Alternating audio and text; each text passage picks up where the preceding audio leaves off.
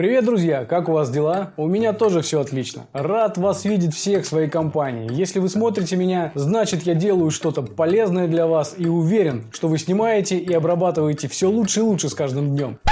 Снимаете? Стоп, а про съемку-то мы ничего с вами не обсуждали. Ну как же я это упустил? Окей. Сегодня мы поговорим о настройках камеры. И это то, с чего нужно было начать свой блог. Но лучше поздно, чем никогда. Многие считают, что зеркальная камера настолько интеллектуальна, что она способна печь пиццу. И они при этом абсолютно правы. Это образно, конечно, но те базовые настройки, которые по умолчанию нам предлагает производитель, это как раз и есть рецепт вкусного и быстрого блюда. Но мы-то с вами гурманы, и нас пиццей особо не удивишь. Нам нужны более изысканные блюда. Конфи из кролика со специями, кордон блю, гратен, террин из фуагра с сельдереем, устрицы в нормандском соусе. Все, я проголодался. А для таких блюд нам нужен особый рецепт. Хотя ничего сложного в этом нет. Просто наш рецепт, наши настройки камеры, они должны, первое, уменьшить шум, второе, расширить динамический диапазон. Кстати, вы в курсе, что такое динамический диапазон? Простите, а что такое дефлопе? Потому что кажется, что все обернутся и начнут смеяться. Вкратце, динамический диапазон – это когда больше информации содержится в цветах и тенях. Чем шире динамический диапазон, тем больше полутонов на нашем снимке. И третье – увеличить количество оттенков каждого цвета, расширив цветовую палитру. Вот три кита, на которых стоит фундамент для строительства наших фотошедевров. И чтобы эти три кита приносили нам больше пользы, давайте мы сбросим настройки камеры до заводских и настроим нашу камеру так, как нужно нам. И вообще от пиццы полнеют.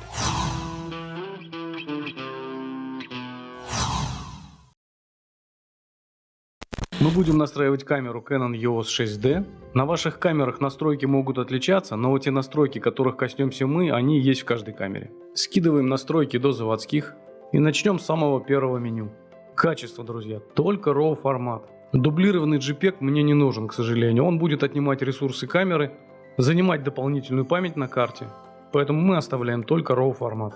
Спуск затвора без карты я выключаю. Один раз я как-то таким образом подумал, что карточка стоит, и ушел без карты. Далее. Здесь включено, оставляем как есть. Здесь больше ничего не трогаем, идем в следующее меню.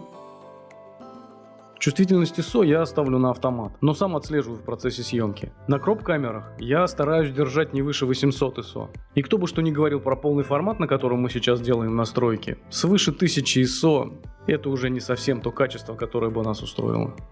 Автокоррекция яркости оставляем отключенной. Баланс белого тоже автоматический. Он достаточно неплохо определяется, по крайней мере моей камерой, и я редко прибегаю к ручным установкам. Но может быть только когда снимаю в студии, в комнате. Когда я конкретно знаю, какой источник света, тогда можно выставить и вручную. Цветовое пространство обязательно sRGB. Это именно тот формат, который раскрывает все оттенки цветов. Для размещения в интернет вам понадобится RGB. Но если смотреть свои фотографии на компьютере, то только sRGB. На этой страничке у нас шумодавы, я их никогда не использую. Дело в том, что при высоких ISO шумодав действует следующим образом. Он размыливает картинку, и причем таким образом, что потом из нее уже ничего не сделать. Таким образом шумодавы все отключены. Приоритет цветов включаем обязательно. Эта функция позволит нам получать больше информации на белом. Например, когда вы снимаете снег или что-то на снегу. И если вы коммерческий фотограф и снимаете свадьбу, то свадебное платье невесты будет выглядеть намного красивее, если эта функция будет включена. Никакими автоматическими HDR я никогда не пользуюсь, потому что они, как правило, работают только при JPEG. Да и камерный HDR никогда не будет лучше того, что мы можем получить в Photoshop или в других программах, специально предназначенных для этого. Стиль изображения. Я выбираю натуральное и вношу свои правки. Полностью убираю контрастность, что нам позволит расширить динамический диапазон. Убираю насыщенность, оставляю только один шаг. Цветовой тон не трогаю. Резкость у меня тоже стоит в 0. Но эти настройки я не буду затрагивать, это уже вкусовщина, каждый делает так, как ему удобнее снимать. Здесь то же самое пропускаем, это тоже пропускаем. Все, что касается просмотра и камерной обработки, тоже пропускаем. Это все на вкус каждого. Нумерация файлов у меня всегда стоит последовательно. По номеру фотографий, по ее названию, я вижу, давно я снимал или недавно. Дисплей я делаю обычно ярче. Ну, когда вы пользуетесь камерой, например, в помещении, то у вас яркость экрана будет абсолютно устраивать. Но как только вы выйдете на улицу и будет яркий свет, то вы ваш экран видеть не будете. Зачем это нужно? Это просто отнимет у вас лишнее время. Эту страничку тоже пропускаем. Пользовательские режимы настройки камер. Если они есть у вас, это очень замечательная функция. Например, вы работаете с моделью на улице, и у вас диафрагма раскрыта полностью. И вдруг мимо проходит какой-то колоритный персонаж или проезжает машина.